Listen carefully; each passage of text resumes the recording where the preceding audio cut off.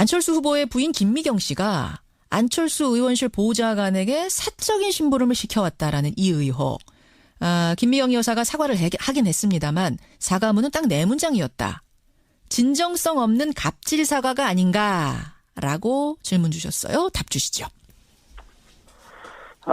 정치인의 아내들은 의정활동의 일부를 감당을 하는 것이 사실입니다. 예. 그런 차원에서 아마 김미경 교수 같은 경우에도 이제 이런 맥락에서 비춰진 일이 아닌가 싶은데요. 아마 국민들의 엄격한 눈높이로 보면 참 이해하기 어렵고 기대를 벗어나는 것이 사실입니다. 그래서 사과를 했습니다. 사과를 했는데 아마 여전히 이제 상대 후보 측에서는 그것이 미진하다 이렇게 말씀을 하고 계시는데요. 예. 저는 그렇게 봅니다. 조금 전에도 이제 문 후보 측에 몇 가지 의혹들이 있음에도 불구하고 저는 문 후보 측에서 한 번도 사과한 적이 없는 것 같아요. 국민들이 그걸 수용하든 않든 간에 그나마 우리 이 쪽에서는 잘못된 것은 그래도 사과하는 모습 비해서 조금 다른 것이 아닌가 싶은데요. 저는 그런 부분 개인적으로는 좀 억울한 측면이 없는 것은 아니지만 잘못됐다고 생각을 합니다. 사과했다. 두 번째 질문도 역시 이제 민주당에서는 김미경 씨 관련된 질문을 보내셨어요. 뭐냐면 안철수 후보가 네. 보좌진은 공무원인데 공무원인 보좌진을 부인의 사적 업무에 동원하고도 문제의식을 느끼지 않았다는 점이 충격적이다. 후보 본인의 정확한 해명이 필요하다. 이 지적 어떻게 답하시겠습니까? 안 후보님도 아마 비슷한 맥락에서 유감을 표명한 것으로 듣고 있습니다. 같은 겁니다. 그러니까 이제 부인도 의정활동을 하는데 때로는 이제 같이 가기도 하고 대신 가기도 하고 이러기 때문에 그런 차원에서 이루어진 일인데 이게 생각보다 더 크게 상대 측에서 공격을 하니까 좀 억울한 측면은 있지만 그래도 결국은 사과를 했다 저는 그렇게 보기 때문에 그런 정도로 국민들 좀 이해를 해주셨으면 좋겠고요. 그리고 본인들도 이번 기회로 정말로 대선이라고 하는 자리가 얼마나 엄격하게 치러지는가 하는 부분을 자각하는 계기가 됐을 거라고 생각합니다. 안철수 의원은 저 부인의 요런 것들을 사실을 알고 계셨던 거예요? 아니면 몰랐던 거예요? 아니면 알았지만 이 정도 문제가 될 일은 아니라고 보셨던 거예요? 그것까지는 제가 확인을 하지 못했는데요. 일반적으로 의원들 사이에서는 이제 그 국회가 열린 기간 동안에 대신 행사를 가는 경우가 많이 있습니다. 부인들이. 그런 경우에는 사실 의정활동의 절반쯤 이렇게 대신해주고 있는 것이기 때문에 때로는 승차권을 좀 예매를 해주는 것을 좀 해주거나 이런 것들은 좀 있습니다. 그것을 공과사를 엄격하게 구분하자면 잘못된 것이겠죠. 예를 들면 문재인 후보의 부인께서 호남을 지난 1년 동안 굉장히 오래 순방을 했던 것으로 압니다. 그런 경우에 아마 혼자 개인이 그걸 다 이렇게 돌았을까. 적어도 한 분 정도는 수행하는 분이 있었을 텐데 그것이 이제 그 보좌진일지 아니면 또 현지에 있는 다른 민주당 관계자들일지는 모르겠어요. 이런 경우도 엄밀하게 따지면 공사가 분명하겠느냐 이렇게 의혹을 제기할 수 있는데 그런 부분은 그런데 이제 논문 수정이라든지 이런 부분에 대해서도 시킨 게 있다 이런 지적이 있어서요. 만약 그렇다고 한다면 그건 잘못됐죠. 그래서 그런 부분에 대해서는 이게 사과를 했다고 저는 생각하고요. 그것이 미진하다고 말씀하시는 건데 그래서 이제 사과를 할 때는 사실은 확실하게 사과하는 게 좋은데 조금 그런 부분은 글쎄요, 국민들이 생각하는 것과 조금 차이가 있었던 것이 아닌가 싶습니다. 알겠습니다. 먼저 더불어민주당 문재인 후보 선대위의 박광온 공보단장 연결이 되어 있습니다. 단장님, 안녕하세요. 네, 안녕하세요. 반갑습니다. 슬로건이 정해졌더군요. 나라를 나라답게. 네네. 든든한 대통령 문재인. 든든한 대통령 문재인. 어떤 메시지를 전달하고 싶으셨던 거예요? 나라의 주인인 국민의 대통령이 되겠다. 주인인 국민을 하늘처럼 섬기는 대통령이 되겠다는 그런 뜻인데요. 첫 번째는 광화문 대통령입니다. 광화문 대통령은 국민들과 눈높이에서 소통하고 국민들의 편에 서겠다는 겁니다. 자, 그러면 국민들의 편에 서기 위해서는 어떻게 해야 되느냐. 두 번째가 일자리 대통령입니다. 국민들의 민생을 해결해 줘야 됩니다. 국민의 삶을 바꾸는 대통령. 그러기 위해서 일자리를 만들어야 되는 거죠. 일자리에 가장 먼저 또 가장 많은 역량을 집중하겠다는 것이고요. 예. 자, 그러면 자연스럽게 국민의 편에 서고 또 국민의 삶을 바꿔주는 대통령이 되면 어떤 일이 벌어지냐면 국민 통합 대통령이 되는 겁니다. 이런 기반을 바탕으로 국민 모두가 함께 나라의 미래를 위해서 일할 수 있는 국민 통합 대통령이 됐다. 이게 세 가지입니다. 광화문 대통령, 일자리 대통령, 국민 통합 대통령. 이건 다 연결되어 있는 가치 개념이죠. 그렇게 해서 나라를 나라답게 문재인 이렇게 맞습니다. 정하셨어요. 네네. 근데 사실 선거가 가까워지면서 주말 사이에 여러 가지 논란이 막 일제히 불거졌어요. 모든 캠프에서. 그중에서도 꼭 짚어봐야 할 의혹이 뭔가 저희가 문 캠프, 안 캠프에 똑같이 요청을 드렸습니다. 상대 네. 캠프에 던지는 질문 좀 주십시오 했더니 안철수 캠프에서는 이런 질문을 보내오셨어요. 네. 첫 번째는 이제 스탠딩 토론 문제인데 제가 그대로 읽겠습니다. 네. 지금은 봉합됐지만 문재인 후보 측은 TV 토론 협상 중에 나갔습니다. 의자 없으면 안 하겠다 하면서. 그런데 이 스탠딩 토론은 선관위 토론 중 5월 2일 또 한 차례 예정이 돼 있습니다. 그럼 그때도 의자 달라고 하실 겁니까? 이렇게 보내오셨습니다. 답 주시죠. 이 대답은 사실은 제가 그 룰미팅에 참여하진 않았지만 제가 잘 아는 분이 룰미팅에 참여를 했는데 예.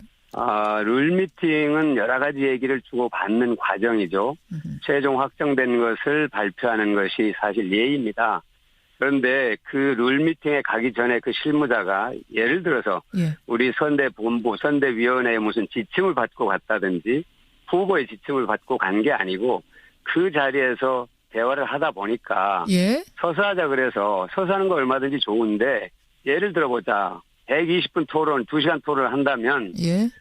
5사람의 후보와 1사람의 사회자가 각각 20분 정도씩 얘기를 하게 되는데 우리는 완전 자유토론이 아니고 구획된 일종의 칸막이 토론이죠. A 후보가 B 후보에게 또 질문하고 B 후보가 A 후보에게 질문하는 이런 9분 정도씩 시간이 주어지는 그런 칸막이 토론인데 그러면 나머지 시간은 100분 동안은 서 있어야 되는데 그 멀뚱하게 뭐하러 서 있을 필요가 있냐 이런 얘기를 한 겁니다. 합리적인 지적이죠. 의자를 놓고 앉았다 일어났다를 할 수 있게 해달라 자유롭게. 앉았다 일어났다 할 수 있게 해달라는 것보다 예. 아무 말도 안 하고 나머지 세 사람은 쭉 서 있는 거 아닙니까? 그때는 좀 앉아있게. 상상을 해보시죠. 그것이 어색한 장면이다. 텔레비전에서는. 그 합리적인 지적을 했는데 그걸 밖에다가 유출을 했어요. 무슨 건강에 문제가 있어서 서 있을 수 없어서 그랬다. 그거는 얘기가 안 되죠. 문재인 후보가 히말라야 트레킹을 4번째 했습니다. 알겠습니다. 그리고 북한산을 자주 다닐 뿐더러 산에 다니면 보통 4시간, 5시간씩 등산을 하는데 2시간 서 있는 게 뭐가 문제가 되겠습니까? 예. 저건 대단히 악의적이고 아주 건강을 걸어서 어떻게 해보겠다니. 심지어 뭐 노쇠했다 이런 표현을 썼는데 나이 많은 분을 폄하한 아주 저는 위험한 발상이라고 생각합니다. 결론은 그냥 서서 의자 없이 하는 걸로 결론이 났나요? 지금 서서 하되 의자를 이제 보조 의자를 놔두는 걸로 저는 결론이 났다고 들었습니다만 알겠습니다. 그게 뭐 앉을지 안 앉을지는 저는 모르겠습니다. 문 후보는 이렇게 얘기했죠. 그거 앉아서 하나 서서 하나 무슨 차이가 있나 그쪽에서 하자는 대로 다 합시다 이렇게 그 논란이 된 뒤에 보고를 받고 나서 그렇게 얘기를 하셨죠. 첫 번째 질문에 대한 답변 주셨고요. 두 번째 질문은 이겁니다. 이것도 역시 국민의당에서 보내온 질문. 지난 대선 당시 홍보 동영상에서 그 1,000만 원대 고가 의자가 문제가 됐었죠. 그때 문 후보 부인 김정숙 씨는 중고로 50만 원에 발품 팔아 샀다라고 해명을 했었는데 나중에는 최근에 또다시 이제 문제가 되자 그 당시 모델하우스의 가구 뭐 전부 합쳐서 3,500만 원이라고 했다가 또다시 뭐 1,000만 원 오락가락 말 바꾸기 해명을 해서 논란을 증폭시키고 있다. 도대체 진실은 무엇인가? 그것도 사실은 그렇게 뭐라고 할까요? 좀 전에 말씀하신 것처럼 아파트 임대 분양 사무소에 비치되어 있던 그런 가구 일체를 한 15점을 1,000만 원에 구입한 것은 사실입니다. 근데 그게 마치 무슨 말이 바뀐 것처럼 얘기되는데 정확하게 해명하는 과정에서 일부 실무자들이 정확하게 확인하지 않고 한 부분이 있지만 처음부터 50만 원이라고 했던 것은 15점 정도를 중고 가구니까요. 1,000만 원 주고 샀으니까 그래 한 점 정도에 뭐 50만 원 정도 됐겠다 이렇게 얘기를 한 거죠.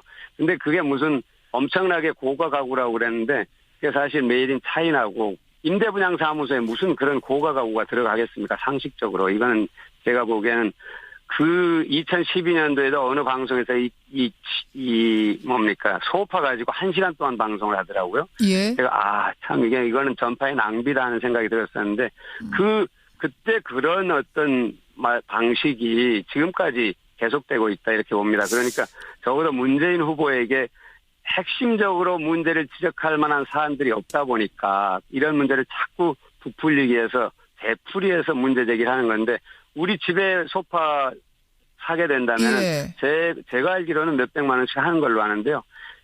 그 문재인 후보는 양산으로 이제 대통령 비서실장 마치고 양산으로 이사를 가게 되니까 예. 가구를 여러 개를 구입했다. 알겠습니다. 그럼 좀 정리를 하자면 2012년 때는 그게 이제 고간이 아니냐 문제였는데 지금은 사실 이제 거짓말 논란으로 좀 번진 거거든요. 그러면 김정숙 여사의 2012년 최초 해명, 이 의자는 50만 원짜리 내가 발품 팔아서 구한 거다란 해명은 여전히 유효한 겁니까? 발품 팔았다는 표현은 말이죠. 예. 자, 뭔가 우리가 그렇게 얘기를 하죠. 싼 물건이 어디 있나 없나 이렇게 알아봤다는 그런 표현이죠. 발품 내가 걸어다니고 한 것도 물론 다 들어가지만 그게 결국 그 지인으로부터 그 가구를 이제 임대분양사무소에 있는 가구를 인수를 했는데 유효하다. 저는 그런 의미라고 생각합니다. 발품 팔았다는 거. 그나마 우리 이 쪽에서는 잘못된 것은 그래도 사과하는 모습 이어서 조금 다른 것이 아닌가 싶은데요. 저는 그런 부분 개인적으로는 좀 억울한 측면이 없는 것은 아니지만 잘못됐다고 생각을 합니다. 사과했다. 두 번째 질문도 역시 이제 민주당에서는 김미경 씨 관련된 질문을 보내셨어요. 뭐냐면 안철수 후보가 네. 보좌진은 공무원인데 공무원인 보좌진을 부인의 사적 업무에 동원하고도 문제의식을 느끼지 않았다는 점이 충격적이다. 후보 본인의 정확한 해명이 필요하다. 이 지적 어떻게 답하시겠습니까? 안 후보님도 아마 비슷한 맥락에서 유감을 표명한 것으로 듣고 있습니다. 같은 겁니다. 그러니까 이제 부인도 의정 활동을 하는데 때로는 이제 같이 가기도 하고 대신 가기도 하고 이러기 때문에 그런 차원에서 이루어진 일인데 이게 생각보다 더 크게 상대 측에서 공격을 하니까 좀 억울한 측면은 있지만 그래도 결국은 사과를 이렇게 돌았을까. 적어도 한 분 정도는 수행하는 분이 있었을 텐데 그것이 이제 그 보좌진일지 아니면 또 현지에 있는 다른 민주당 관계자들일지는 모르겠어요. 이런 경우도 엄밀하게 따지면 공사가 분명하겠느냐 이렇게 의혹을 제기할 수 있는데 그런 부분은 그런데 이제 논문 수정이라든지 이런 부분에 대해서도 시킨 게 있다 이런 지적이 있어서요. 만약 그렇다고 한다면 그건 잘못됐죠. 그래서 그런 부분에 대해서는 이게 사과를 했다고 저는 생각하고요. 그것이 민일하다고 말씀하시는 건데, 그래서 이제, 사과를 할 땐 사실은 확실하게 사과하는 게 좋은데, 예. 조금, 그런 부분은, 글쎄요, 국민들이 생각하는 것과 조금 차이가 있었던 것이 아닌가 싶습니다. 알겠습니다. 예. 먼저 더불어민주당 문재인 후보 선대위의 박광온 공보단장 연결이 되어 있습니다. 단장님, 안녕하세요. 네, 안녕하세요. 반갑습니다. 슬로건이 정해졌더군요. 나라를 나라답게. 네네. 예. 든든한 대통령 문재인. 든든한 대통령 문재인. 어떤 메시지를 전달하고 싶으셨던 거예요? 나라의 주인인 국민의 대통령이 되겠다. 주인인 국민을 하늘처럼 섬기는 대통령이 되겠다는 그런 뜻인데요. 첫 번째는 광화문 대통령입니다. 광화문 대통령은 예. 국민들과 눈높이에서 소통하고 국민들의 편에 서겠다는 겁니다. 예. 자, 그러면 국민들의 편에 서기 위해서는 어떻게 해야 되느냐. 두 번째가 일자리 대통령입니다. 예. 국민들의 민생을 해결해 줘야 됩니다. 국민의 삶을 바꾸는 대통령. 그러기 위해서 일자리를 만들어야 되는 거죠. 일자리에 가장 먼저 또 가장 많은 역량을 집중하겠다는 것이고요. 예. 자, 그러면 자연스럽게 국민의 편에 서고 또 국민의 삶을 바꿔주는 대통령이 되면 어떤 일이 벌어지냐면 국민 통합 대통령이 되는 겁니다. 이런 기반을 바탕으로 국민 모두가 함께 나라의 미래를 위해서 일할 수 있는 국민 통합 대통령이 됐다. 이게 세 가지입니다. 광화문 대통령, 일자리 대통령, 국민 통합 대통령. 이건 다 연결되어 있는 가치 개념이죠. 그렇게 해서 나라를 나라답게 문재인 이렇게 맞습니다. 정하셨어요. 네네. 근데 사실 선거가 가까워지면서 주말 사이에 여러 가지 논란이 안철수 후보의 부인 김미경 씨가 안철수 의원실 보좌관에게 사적인 심부름을 시켜왔다라는 이 의혹. 김미경 여사가 사과를 하긴 했습니다만 사과문은 딱 4문장이었다. 진정성 없는 갑질 사과가 아닌가라고 질문 주셨어요. 답 주시죠. 정치인의 아내들은 뭐 의정활동의 일부를 감당을 하는 것이 사실입니다. 예. 그런 차원에서 아마 김명경 교수 같은 경우에도 이제 이런 맥락에서 빚어진 일이 아닌가 싶은데요. 아마 국민들의 엄격한 눈높이로 보면 참 이해하기 어렵고 기대를 벗어나는 것이 사실입니다. 그래서 사과를 했습니다. 사과를 했는데 아마 여전히 이제 상대 후보 측에서는 그런 것이 미진하다 이렇게 말씀을 하고 계시는데요. 예. 저는 그렇게 봅니다. 조금 전에도 이제 문 후보 측에 몇 가지 의혹들이 있음에도 불구하고 저는 문 후보 측에서 한 번도 사과한 적이 없는 것 같아요. 국민들이 그걸 수용하든 않든 간에 그걸 했다 저는 그렇게 보기 때문에 그런 정도로 국민들 좀 이해를 해 주셨으면 좋겠고요. 그리고 본인들도 이번 기회로 정말로 대선이라고 하는 자리가 얼마나 엄격하게 치러지는가 하는 부분을 예. 자각하는 계기가 됐을 거라고 생각합니다. 안철수 의원은 저 부인의 요런 것들을 사실 알고 계셨던 거예요? 아니면 몰랐던 거예요? 아니면 알았지만 이 정도 문제가 될 일은 아니라고 보셨던 거예요? 그것까지는 제가 확인을 하지 못했는데요. 일반적으로 의원들 사이에서는 예.